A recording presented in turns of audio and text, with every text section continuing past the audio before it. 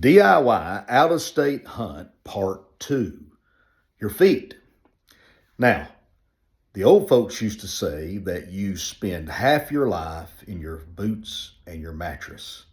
So when it comes to our feet, listen, you will not enjoy an out-of-state 7 to 10 day hunt with bad shoes. Now I tell folks, you buy the best boots you can afford. 20 years ago, when I first started going out of state hunting, I could not afford good boots. I barely could afford the tag.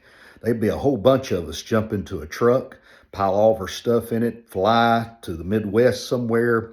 We'd get as many people in a hotel. Back when they were $40 a night, we'd put as many people in that hotel room we could.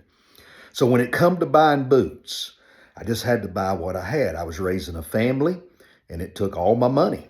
So when you go out of state, if your feet bother you, you're going to have a miserable time. Listen to me. Some folks can wear anything, but after about 3 to 4 days of several miles a day, you're going to start feeling it. So I tell guys, buy the best boots you can buy. Low-end boots, I used to wear the King Tarhees, 2s and 3s. The 2s are good boots. I just rolled those big chunky lugs off the bottom about every year. I put a lot of miles on them. The Merrells are good boots. Some people like Danners. Danner used to make a good boot, but now they're not a great boot, but some are still okay. But if you can afford it, buy a good mountain boot. Flex 2 to 4. They make all kinds of them. Now listen to me. There's people that's going to tell you, buy this boot, it's the best boot they make. Well, as we mature and grow, we learn that not everybody's feet's the same, and just because a boot fits you doesn't mean it'll fit the next person.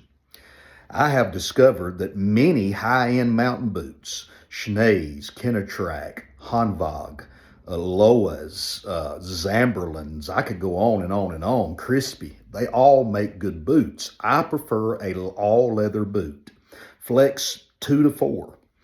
And this is why, because when you're walking, especially in the terrain where I hunt mostly, mountainous, bluffy terrain, when you've got a steel flex in that boot, you use less of your calves, quads, you use less muscles. It takes a lot of pressure off of you climbing these mountains and descending. And when you are successful and you're packing that weight out on your back, those boots will help you.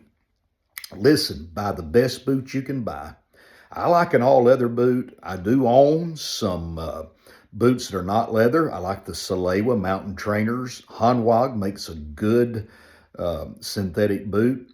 But you need to buy the best you can buy. I don't wear knee-high rubber boots. They hurt my feet. I do own a pair of mucks that I will wear in certain swamps I hunt. But where I hunt, there's a lot of swamps. There's a lot of ditches, a lot of creeks.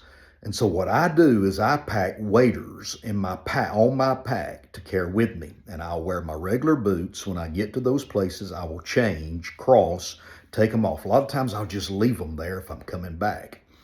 But listen to me, take care of your feet. If you don't, you will have a miserable time on an out-of-state hunt.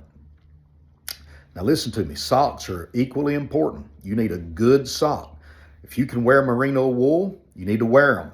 When I ran today in 70-degree weather, I had a merino wool calf sock or ankle sock on. I run in wool socks year-round because in the summer they cool you, in the winter they warm you. When it comes to insulated boots, I don't like a lot of insulation. I sweat, my feet sweat. I walk several miles to get to where I'm hunting. And so I like to carry an extra pair of merino wool socks. I like the darn tough socks. They're expensive, and I can only been able to afford them in the last few years. Get the best merino sock you can buy. I've wore $10 ones and $30 ones. They're all great, and I'll wear these. I have a 400-gram Thinsulate Kenetrac boot that I wear when it's extremely cold. But what I do, as soon as you get to the tree and you get at hunting height, I carry Arctic Shield boot covers. As soon as I get to where I'm going, I put them on. Why? Because the key to them working is retaining the heat that's already in your feet from your walk. So if you don't put them on as soon as you get up to hunting height, you're probably going to have cold feet. But if you do, you could probably get away with non-insulated boots. But I like 400 grams, probably no more than that. Listen, take care of your feet. If you got good boots, buy the best you can afford. Everybody's feet are different. So you're probably just going to have to go through the process and figure out what works for you. And when you find it, roll with it. A good pair of boots will last you many, many years. And when they wear out, you can rebuild them. Hey, the best thing is get out there and enjoy it.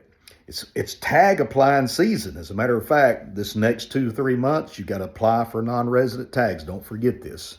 Be blessed.